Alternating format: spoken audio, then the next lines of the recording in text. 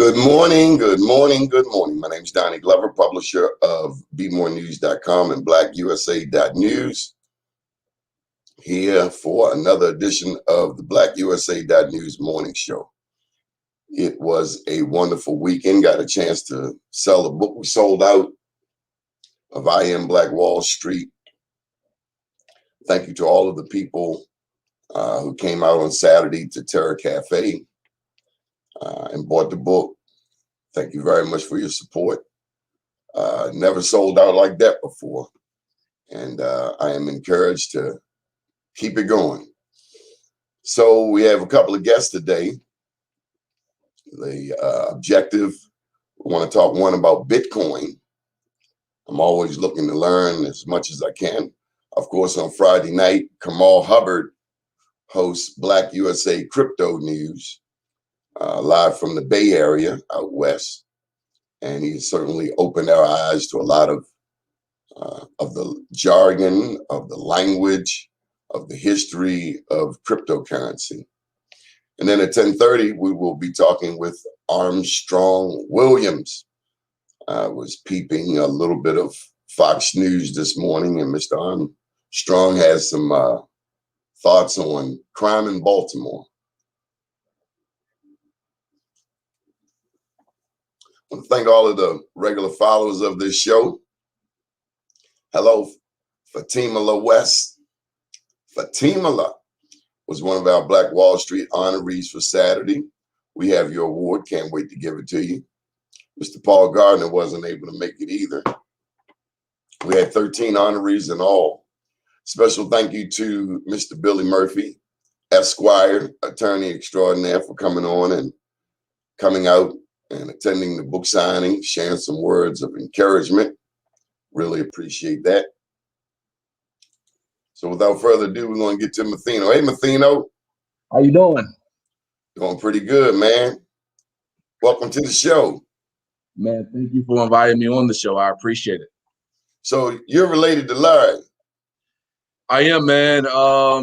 Yeah, one of my, I say my OGs, somebody who is my uncle, mentor of sorts, has definitely been helping me to become the man that I am. And I'm definitely very, very appreciative of our relationship over the years of my life, man. Mr. Larry Gaines, he's been a staple in our community. Absolutely, man. Educated over at Dunbar, involved with the schools, always interested in making our community better. He and I were a part of working to help get Coppin that expansion money. So Coppin is looking like a real bona fide university, thanks to efforts of everyday people like your Uncle Larry. Plus, he's the bail bondsman, and I know he's bailed a lot of people out of jail. Absolutely. Absolutely, man. Absolutely. So, Matheno, this new thing has hit the whole world called cryptocurrency. What do you know about it? What can you school an OG on? Yeah, well, you know what? Well, what cryptocurrency is a digital currency. And man, it's first and foremost, it's a cryptocurrency is a $1 trillion a day industry that many people don't know about. It's a digital currency. It's not, centralized by the banks, by government, so they really don't like it because they can't control it.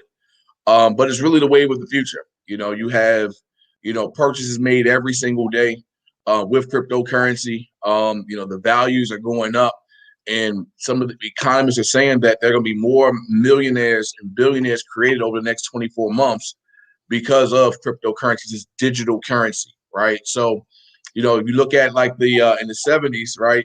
Everyone had cash, right? And then we started going to the mindset, let's start using credit cards. In the 80s we had cash as well, but we started to kind of go to putting our money in the banks. Today, no one really uses cash for the most part, right? So a different philosophy in the way that we actually spend money. And today, money is actually going into the digital space. So now, instead of actually having to put your money into a bank and do a wire transfer, you can send money all over the globe, using the currency, using a cryptocurrency. So, school or old head like me, You get money on your Cash App. Now I'm slow. Don't laugh at me. You get some Cash App money and you put some of it over there on Bitcoin. Then what? And I know I'm slow, but absolutely. So to keep it dumbed down, it goes into what's called a blockchain, right? Which is a network, right?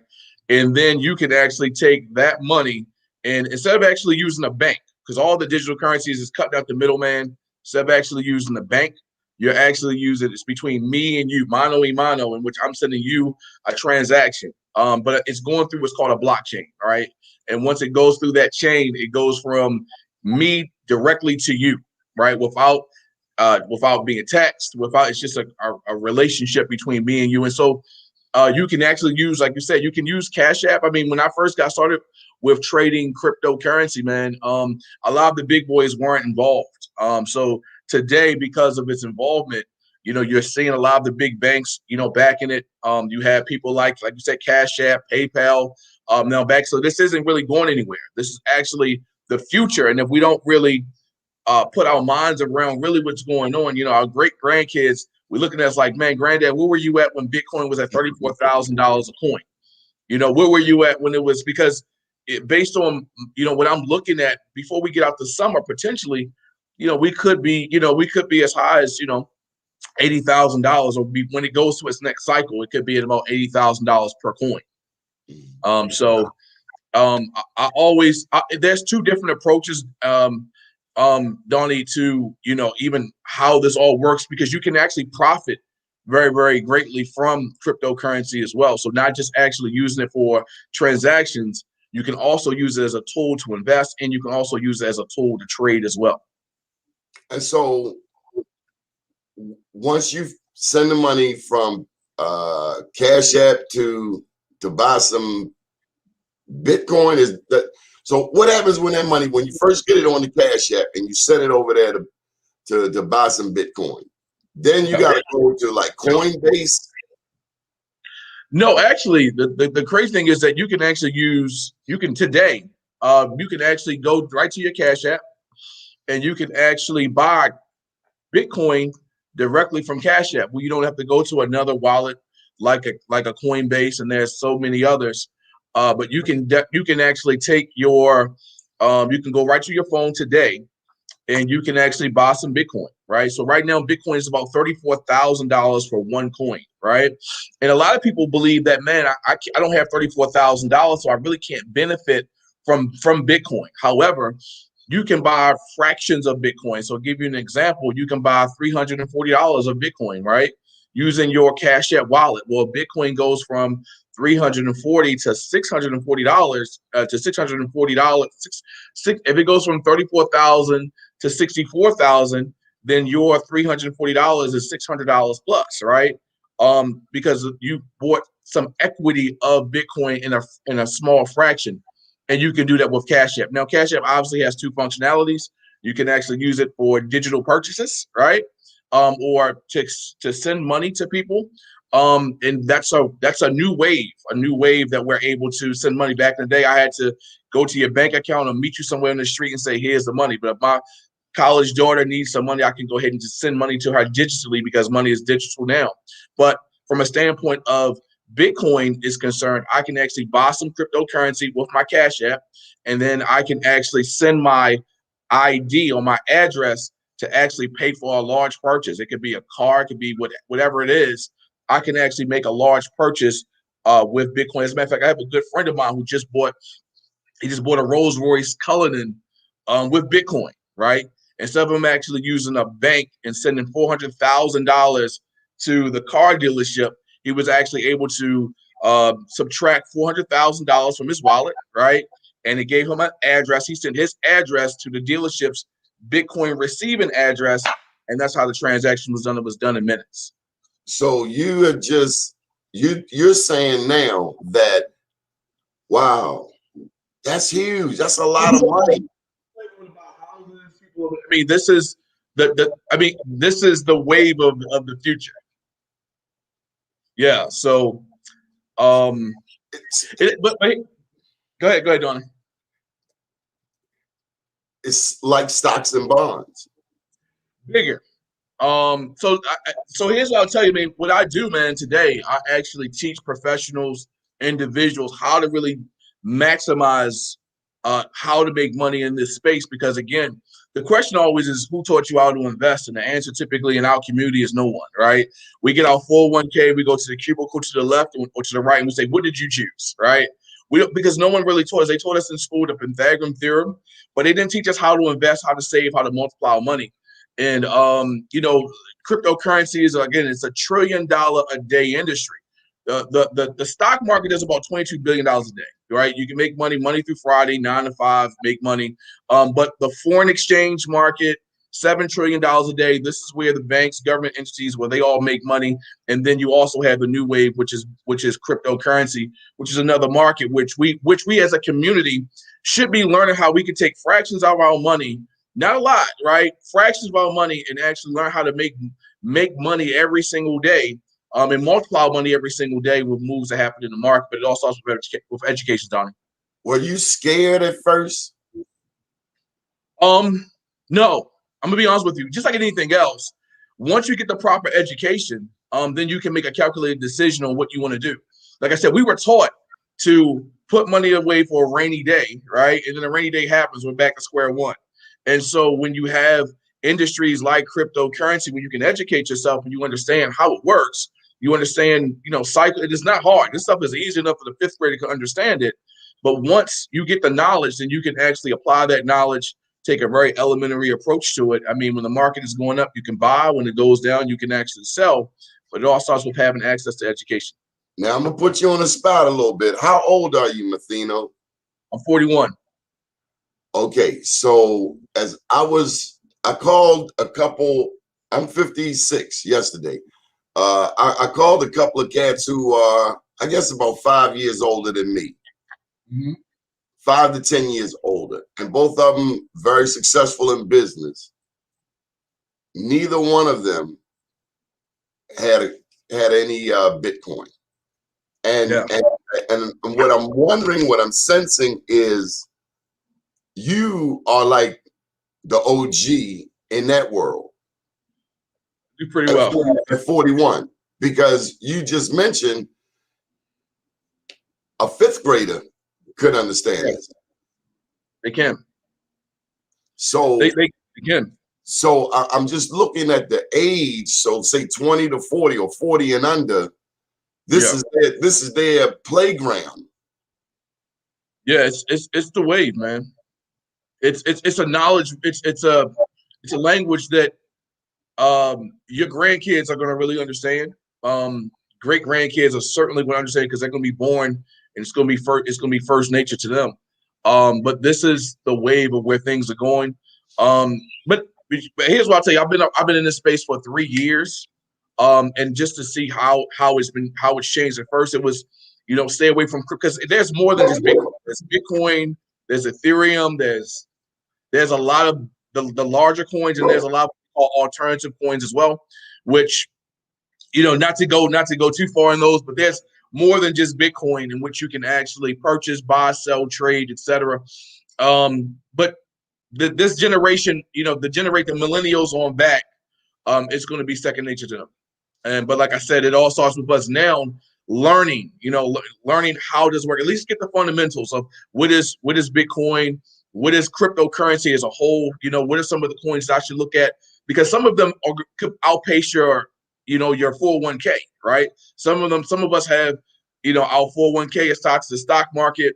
It's not really diversified. So maybe what if we actually just took $100 or $200 every time we got paid and we put it into Bitcoin, right?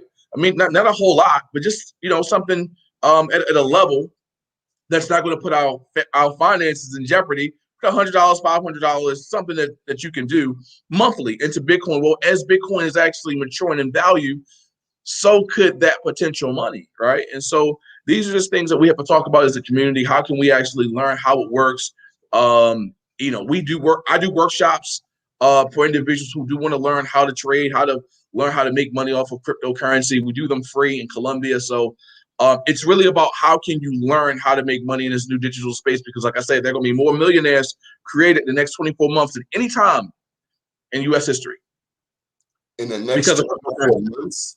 24 months. Absolutely. 100%. Yep. Do tell. How so? Well, the values of, more and more big players are using cryptocurrency as a means of exchange. And because there are more companies using it today, PayPal, Amazon, the list goes on, right? Cash App, more big players, Citibank. There are bigger entities that are now invested into cryptocurrency, sports teams, etc.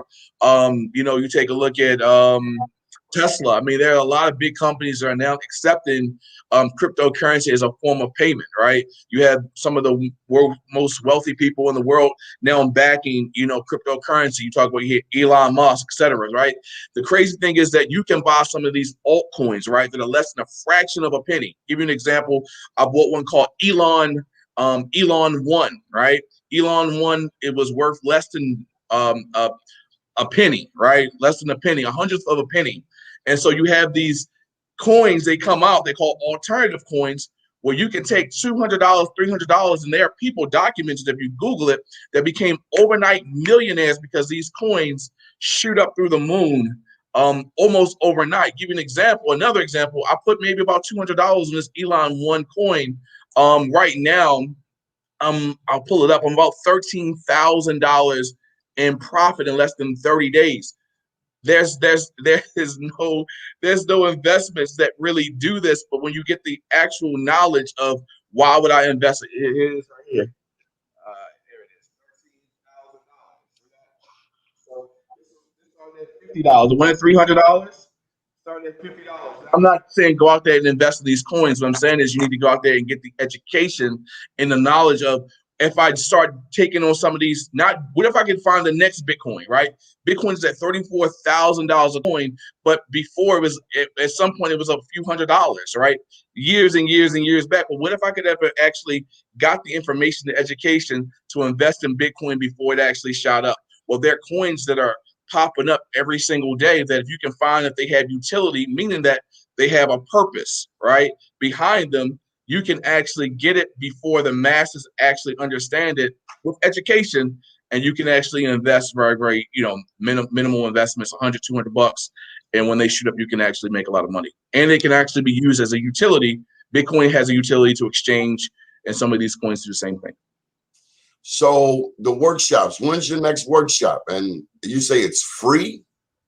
Yeah, so I'm a part of a learning platform. We have a large group in the DMV. We teach individuals how they can make money off of cryptocurrency as well as foreign currency, which combined together, you're talking about $8 trillion that's up for grabs every single day. And there's knowledge associated with not just buying and owning a coin, but how can I trade the value, right? So far today, I've made what I used to make in a week, I made this morning, right? From knowledge of when to buy and sell certain currencies.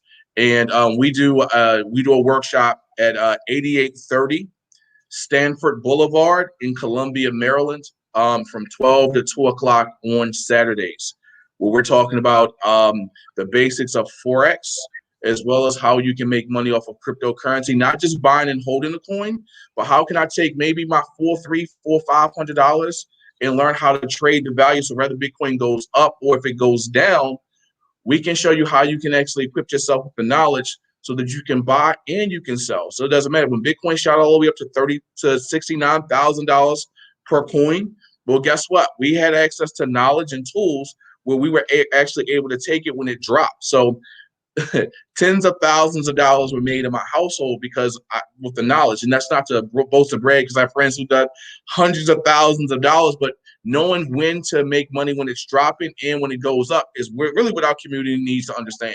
We know how to make money, Donnie.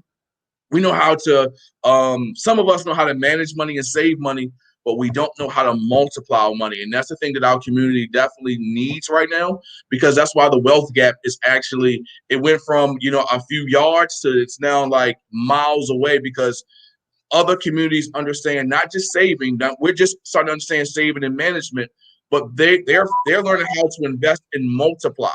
Going to sleep, having your money go out there and make friends and come back with more friends and multiply. That's what our community desperately needs to understand how to do. And this is in Columbia? Yes, in Columbia, Maryland. From it's free to the public, and it's from again, it's from 12 o'clock to 2 o'clock. Okay, let me just Sometimes put that. further Just double check that for me. That's right. Yep, that's correct. And So, we cover crypto and forex, by the way. huh? And we cover crypto and foreign currency. Now, what do you mean foreign currency? So the foreign currency market, we already participate there as well.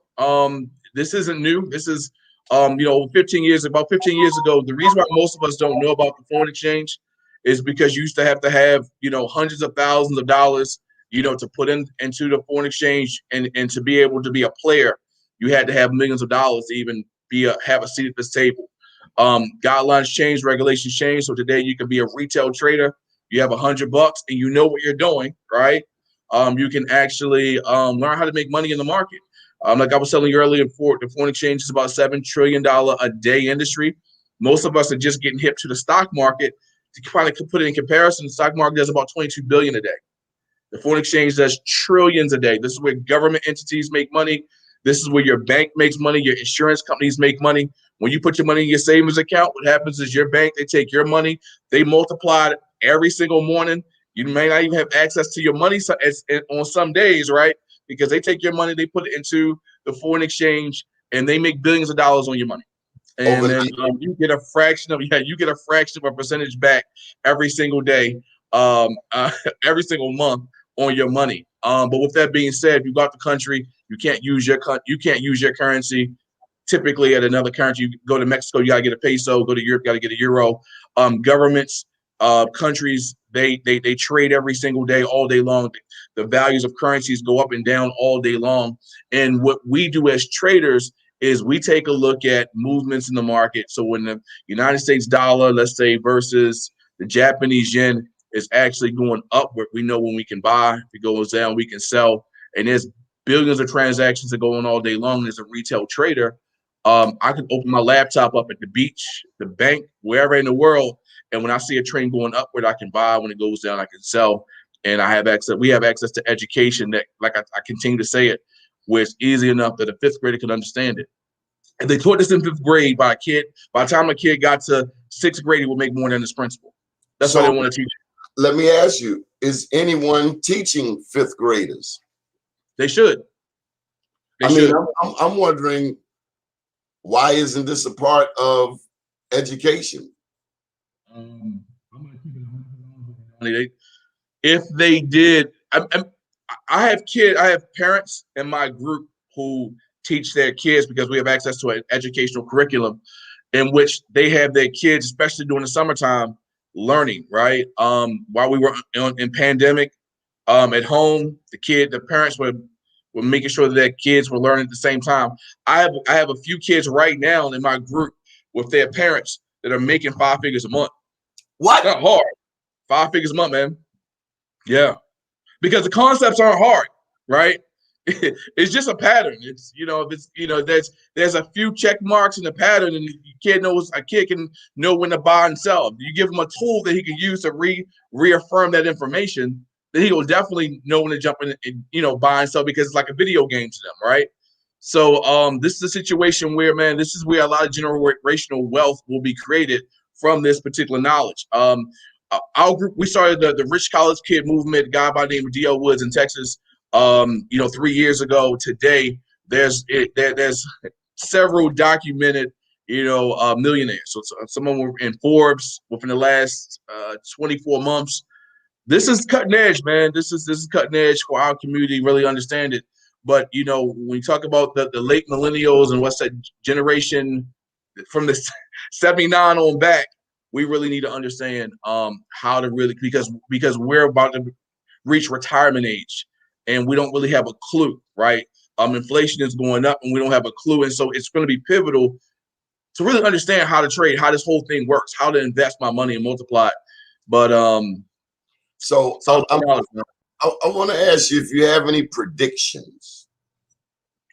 Well, first of all, I must say, just to keep everything, I'm not an economist. and I'm not a financial advisor, but what I am looking at personally on my own, based on the education that I have, what I'm looking at is the stock market crashing within the next 24 months. I'm looking at the U.S. dollar, absolutely, going back in some of the same patterns that it did going into the recession, and because there's millions of jobs that either went overseas or that closed because of the pandemic that will never come back again. I don't think that this country is going towards a recession. I think that we're going to go into a depression. Do you think America will create a currency, the American government, a cryptocurrency? Well, the Chinese one is already, the Chinese have already, they've already digitalized their currency already to kind of get in front of the curve. I can't see why the United States won't. The United States banking systems are changing internally. It possibly could, though. I'm going to say it possibly could. I'm not going to say the dollar, it would replace the dollar, but I can definitely see the United States dollar having a digital currency maybe within the next 20 years. Can there be a crash in the cryptocurrency market? I think any currency could potentially crash, but I think there's just so much momentum, with cryptocurrency and the way that people are utilizing the currency to make purchases, large purchases that a fiat currency just can't do. And so I just don't think it's going anywhere because, again, I can send money to somewhere else in seconds where I couldn't do that with a bank. And because technology is growing, things are growing around technology. I just think that cryptocurrency is here to stay. I think that we're only in the beginning. We only have a lick of the knife. And those individuals who say, listen, I need to get in front of this. I mean, Bitcoin just went on sale for everyone, right? Bitcoin was at 69,000 a coin, dropped down to $34,000 a coin right now. So it's on sale. It's going to go back up at some point. I can't tell you when, but right now it's at a point where you can at least buy some fractions of it and just obviously, just stick with it. Don't mortgage your house. Don't do anything crazy. But again, some of your disposable income discretionary. Again, we're not, well, now outside is back open, but just take some of your monies, a couple $100 here, a couple $100 there, and just have your monies grow. I put my kids, they don't get allowances. I'll go ahead and put their money into Ethereum and Bitcoin so they can actually have money in cryptocurrency. Wow, because it's growing. We have to bring you back. I also want to tell you that Kamal Hubbard does a show right here on Friday nights at 7 p.m. He's from the Bay Area out there around Silicon Valley, and he's opened our eyes. But we have to bring you back whenever you like. We have to educate our people, man. Absolutely, man. I mean, listen, we perish from the lack of knowledge, and the reason that other communities are striving is because of the education, and not only the education, but when people get to a level of success, they reach back and they make sure that everyone has that. And so that's the reason why we do the workshops in Columbia.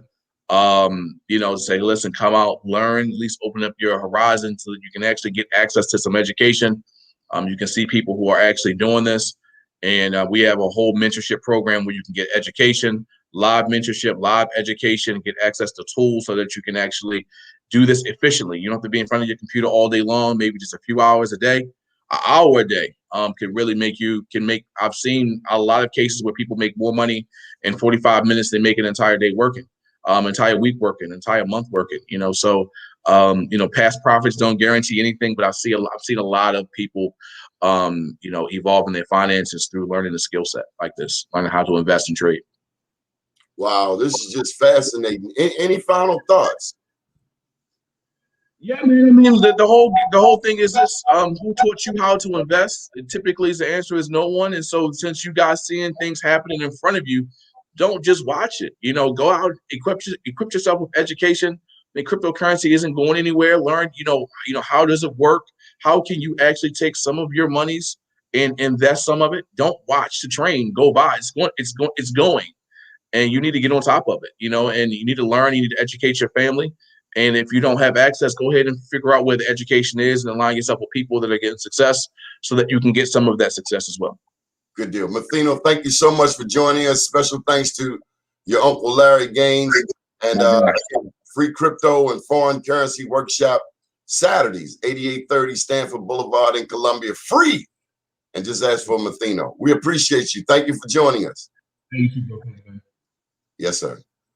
Okay, folks, next up, we got to go to the man, the myth, the legend, dear friend, the one and only, Mr. Armstrong Williams. Good morning, sir. How are you? My brother, you call me at the last minute, and what do? I drop everything, and here I am for my brother. Well, we appreciate that because we saw you on the television, but I didn't get to tell you I had it muted because I was doing some other things, but I saw you twice, and you were making an adamant point about something. What were you making a point about? Well, in Baltimore, your Inspector General, Costello, now has an advisory board that was appointed by the president of the city council, Mr. Mosby. And these are people that criticize her harshly at the budget meetings. I always thought that an inspector general like the comptroller is supposed to be independent. While I guess they have the authority and the oversight to do so, eventually these people work for the voters. They work for the citizens of Baltimore. And I think sometimes what gets lost is that your state attorney, Ms. Mosby, asked your comptroller in the beginning to investigate, and she did it. So I guess sometimes you don't like where the investigation leads up. My thing is that you must always protect the integrity of the process. And Councilman Mosby, at least, given the optics of what's going on in the city of Baltimore, should at least appoint someone who doesn't seem to have a bias or have an agenda against the inspector general, because you want her to do her job. Well, I'd like to see the inspector general look into the Office of Minority and Women's Business Opportunities. That's the MBE office. Now, you are a big proponent of business, and that's just a department. We've had the last chief just transferred to another department. So they've had 3 chiefs in 3 years. Now, this is the office that doles out the contracts. I'm always pushing MBEs, but what we're finding is, although this is a majority Black city and the MBE goal is 27%, we're down around 2%. And something's wrong with it. And it's my understanding, I know she's about saving money and finding, corruption or mishandling, but that's a department that really makes a difference. As these Black businesses grow, they can hire more Black people. As you hire more Black people, I believe that's how you get the crime down. I think the best crime fighting plan is a JOB. But I don't understand really what you're insinuating with MBE. Are you saying that she should investigate that office? She should investigate the. Let me finish my point. I didn't interrupt you. Let me finish my point. My point is, do you think that there is something unethical that is going on that's denying African Americans the opportunity to protect in those contracts, and it's something to do with they're being denied because of their race? Because it is the job of the inspector general, is if there are inquiries, if people are reporting overwhelmingly that they're consistently being denied for this particular action, then she has an obligation to pursue those charges. Because you and I both understand this is not about black and white. This is about whether or not that office is working to serve all people, because no one should be denied opportunities regardless of their race, their sexual preference. But are you saying, have they contacted her to say that maybe there's something nefarious going on in the office where they're being deprived of these contracts, is what I'm asking. I just don't know. Yes, my understanding is that it was brought to her attention at least a year and a half ago. And so her investigation of the Mosbys as a Baltimore City resident, it's like, okay, isn't this a waste of time?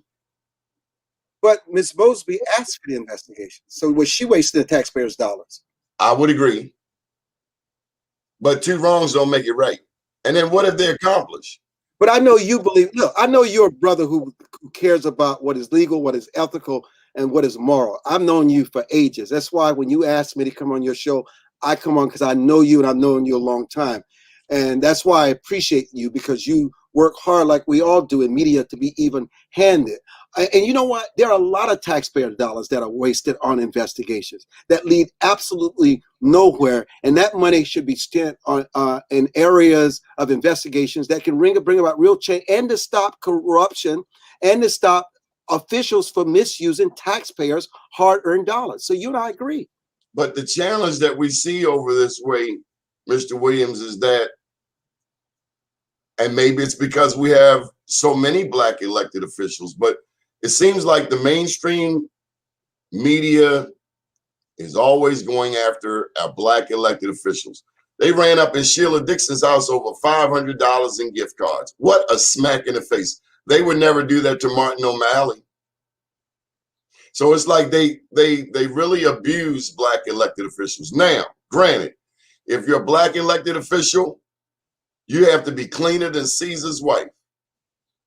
You have to know that they're coming after you. You can't give them any cracks in your armor. But we've seen white elected officials, they don't put them under the same level of scrutiny. For instance, Governor Hogan owns property. Nobody says anything about that.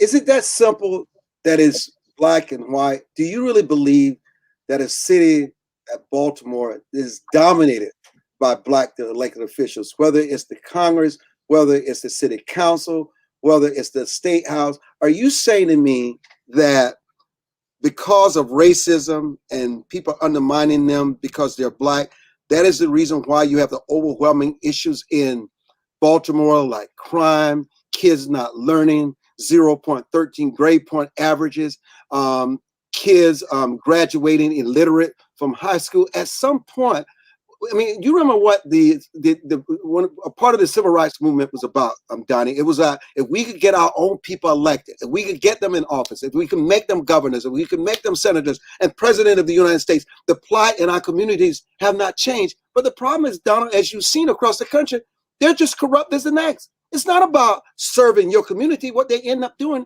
is serving themselves. They put policies in place. They pass out contracts to people that come back and benefit their family members. And what does it do for people on the bottom rung of the ladder, if you want to be honest about it? I can't argue that. I agree. I would go so far as to say that we have Black white supremacists. See, this system, it's dominated by white people. We get it. We want to have some equity,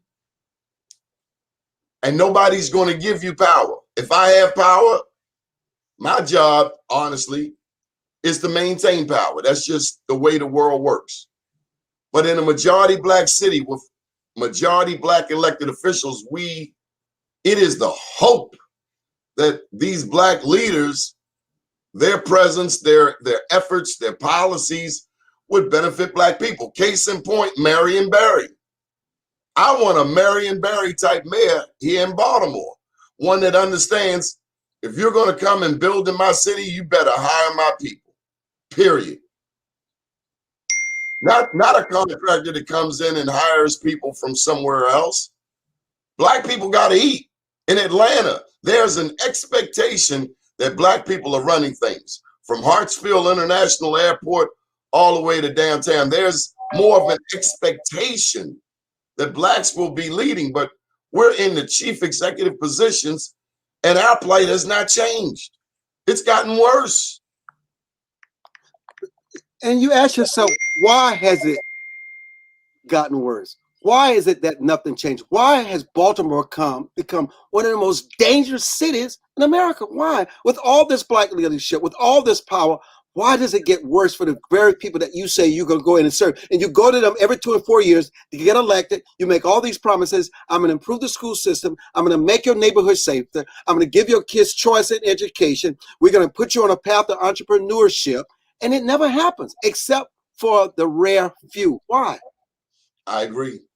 I would say, although we have Black elected officials, they do not necessarily represent power.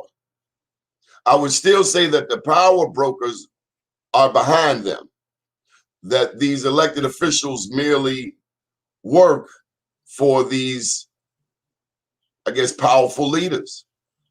I don't know. So But who it's they're not, working for? I mean, I think what you're doing now, you want to accept the fact that they do have power. They can make change. They can make a difference. And I think if it were to really hit you sort of like an avalanche, well, actually they're doing it themselves. And it's not always about racism. It's about power and having a constituency that you can say that you're still being controlled and manipulated and beaten down by the man, and we're here to represent you. Elect us, and we're going to make sure that we take power away from the white man and we give it to the black man. And yet, they're all the same. They get to a certain level, they become the same people. The very people they wanted to outside of office, they become those people. So what has changed? I cannot argue that.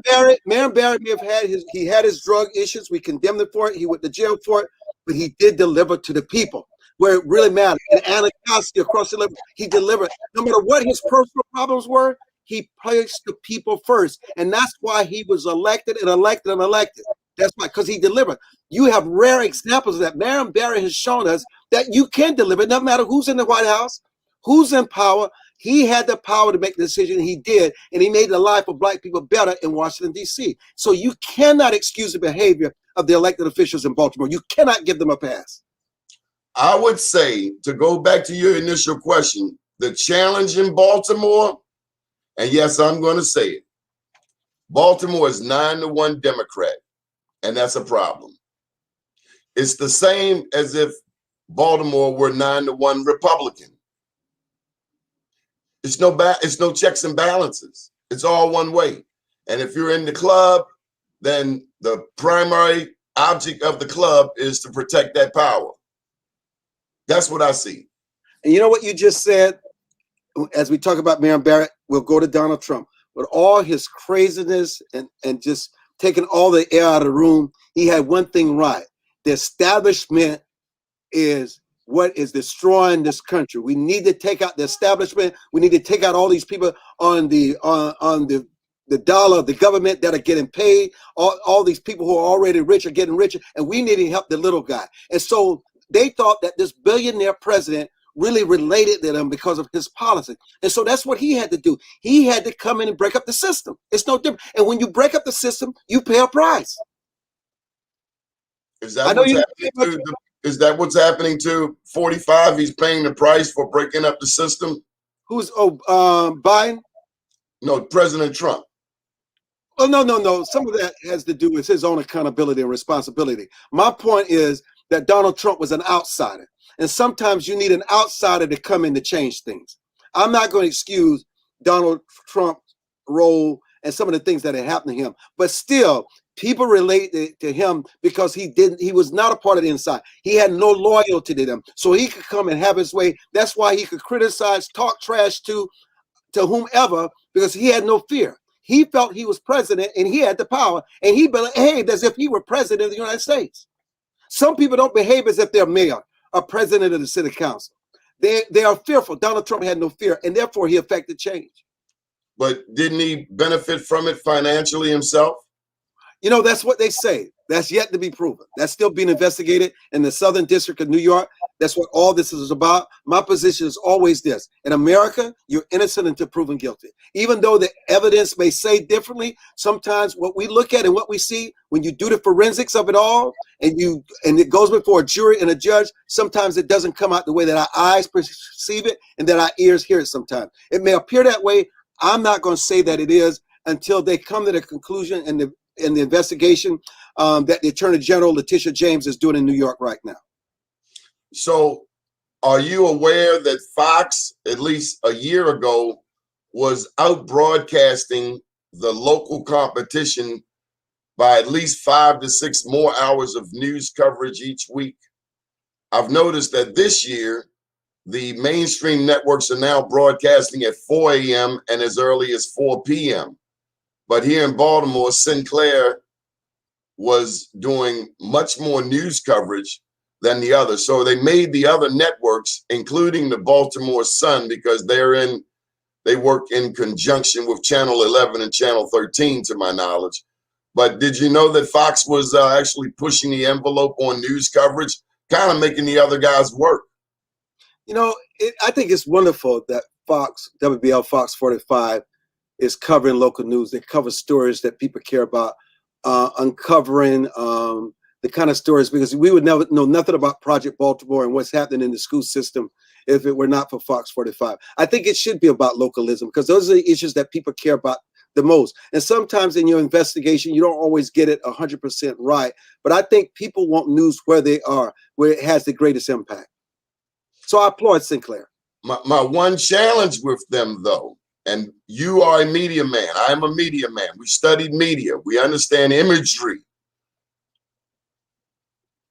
I don't think white media can ever tell the story of Black people like Black media. You really believe that? Never, ever. Why? Why? They have no empathy. Oh, come on. They have no empathy. No empathy. Empathy has nothing to do with a person's race or what they're affiliated with. It's in the heart. It's what they feel. It has no color to it.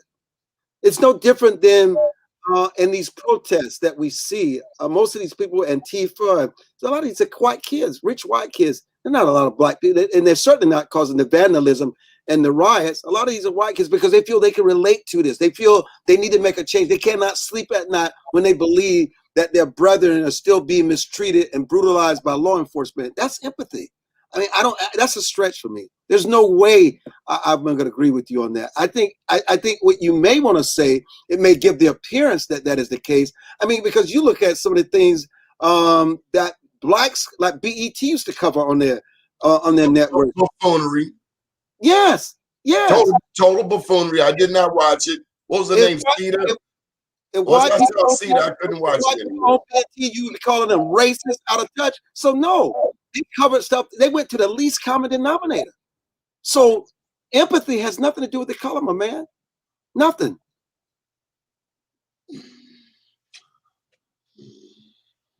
It's okay, my brother. It's okay. You have a network.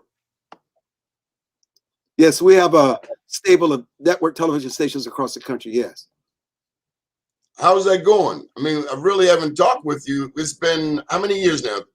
Couple of years, 3 years? Too long. Well, you know, God is good. You know, I get up in the morning like you do at 4 a.m. I read. We talk to general managers. We talk to news directors. We work. We have our meetings. We put together production meetings. We put together topics. We do our social media. We do our corporate meetings. The thing that I realize, the harder I work, the better it gets for me. The harder I work, the more I learn, the more I understand the field of broadcast TV, because it's changing every day. And you know what? You know, we got to encourage the work ethic. We can't discourage people from working. And you got to have something to work with. You know, thank God for my parents. I got an education. I learned a few skills. I never realized how I would put those skills, deploy those skills in the future. But here we are in the future. My father had it right. My education served me well. And so, you know, you got a little education. You got a few skills along the way, you know, because look, as the Bible tells us, time and chance happens to us all. I don't want to be dependent on anyone. I don't want to be on anybody's plantation. I am not the kind of person that can work for somebody. I've got to be my own boss on my own terms, when I want to show up to work, when I want to leave, and nobody telling me what I can and cannot do. It's called freedom. And the wonderful thing about being broadcast owners and also being a media like yourself, there's no such thing as freedom of speech unless you own the media. You can really have a serious impact. If you have integrity, your stories are not colored by race, but it's colored by the behavior, it's colored by fairness, and it's colored by what works. That's why I was so happy to hear you mention, because Martin Luther King talked about the next civil rights movement would be economic opportunities. Unless people create wealth in their communities, in their families, and they pass it on, not much is going to change. That's the next paradigm. So you're into cryptocurrency? Well, listen, everybody around me is into cryptocurrency. I understand it. It's not going anywhere. It'll be interesting to see how the government eventually, what the guidelines will actually be and the kind of laws that will be passed. But a lot of people are excited about cryptocurrency. The hedge funds and others don't necessarily like it. And, you know, it's very difficult when you think about all what goes on with the hacking of our systems. Certainly, Bitcoins is very vulnerable to that. But like anything else, those kinks have to be worked out. And sure, people can use it for money laundering and nefarious uses, but it cuts out the bank. It cuts out the middleman. It empowers the person if they can remember, what is it, that 50-word code, and they don't lose it. But yeah, so you know what? Look, there are many people in this new economy who have become very wealthy as a result of Bitcoin and cryptocurrency. So we'll see. I'm not here to spit on cryptocurrency, because I think that eventually it's going to get stronger, and the government is going to eventually have to deal with it. And in some form, they're beginning to do so now. I'm going to get a little selfish here, Mr. Williams. I want you to know that my new book just came out, I Am Black Wall Street. I'm wondering, when are we going to do, this is the 10th year of our Black Wall Street Awards. And I'd like you to consider hosting our 10th anniversary event, because we started there in Washington, D.C., right there at Bus Boys and Poets. But maybe you can help us with our 10th anniversary of these Joe Mann's Black Wall Street Awards. We've honored over 1,700 Black entrepreneurs and professionals, as well as the people who support them regardless of race. We've honored every race on earth. We want to inspire entrepreneurship, and we also want to preserve Black history. So that's let me answer that. I remember the words of Patti LaBelle, one of my favorite songs, "If You Ask Me To." Okay. And then number two, I got to get your thoughts. We only have a couple of minutes, but I understand, and I don't know what role you are playing in this. I'm presuming you're playing a role. It's in your home state of South Carolina, but in about a year or so, there is this International African American Museum that's coming online. Is that a part of your bailiwick? You know, I've been hearing about the African American Museum. Right now, what we're involved in is the Amazing Grace Park in my hometown of Marion, South Carolina, of the 9 people that died at Mother Emanuel's Church at the hands of that cold-blooded killer, Dylan Roof. And my cousin, Clemente Pinckney, just happened to be one of the victims. And it's interesting because his grandmother, Miss Gracie Bloom, just passed away over the weekend. And they're actually having her funeral on Friday at the park, and then the grand opening with the governor, Congressman Clyburn, will be on Friday, July 30th, for the grand opening, and people are coming from all over the United States. So that has been our focus right now. My brother, who's a state senator there, who's organized it, has raised over $3 million to build that park. So that's something that we're focused on now. But I definitely have heard about the International African American Museum there. Well, maybe you can get a wing in this new museum. A wing. You flatter me, brother. I always enjoy talking to you. I really do. You're a good brother. So, any advice to young people interested in getting involved in media? Yes, I do have some advice. You have to be a voracious reader. You got to do research. And I think the thing is that Republican or Democrat, liberal or conservative should matter not to you. What should matter to us is that finding the truth. And what happens to us sometimes is that we invest so much time and energy in our ideology. When we do find a higher truth, we refuse to abandon it because we want to be right. And so even when you come to a higher truth, and you can learn from anybody if you're willing to sit down and have a conversation, you have to be open to all people, especially those that you vehemently disagree with. Because listen, if everybody is agreeing, then somebody's not necessary. Well, Mr. Williams, we thank you. How can people support you? Where can people follow you? Where can people catch you? Go to our website. It's all there, armstrongwilliams.com. And our media, our Instagram, social media handles is at @ARightside. That's ARIGHTSIDE, @ARightside. Okay. Any new books coming? Oh, I'm done with books right now. I'm so proud of you for writing a book. I didn't tell you, writing a book is a torturous, very lonely, very disciplined. But it's a part of securing your legacy. If you don't write it, nobody will remember you. Yeah, but you know, my book, What's Next? How America Moved Beyond Race in Black and White, came out in 2020. So I've got a little break from writing another book. But I'm glad you've written yours, and I cannot wait to have you on our platforms to talk about it. Well, thank you for always being a friend. By the way, you may want to peep the Baltimore Sun. Was sent a text by a very prominent lawyer this morning about an op-ed His name's Professor Larry Gibson, and he was looking at the mayor, the state's attorney, and the police commissioner, and he said that while crime is excelling, the murders are excelling to 25-30% in other cities, he suggests that Baltimore's is maintained, and I have my own set of thoughts on that, but you may want to peep it. I found it very interesting. You definitely have to send me a link to this because I want to share it. Yes, sir. Thank you for all that you do, Mr. Williams. Thank you for always being there for me. Always. Thank you, brother. Yes, sir. And we'll be back, folks, tonight at 7 p.m. for another edition of Town Hall with Dave Lovelace and company. My name's Donnie Glover. Thank you for joining us. Be safe out there.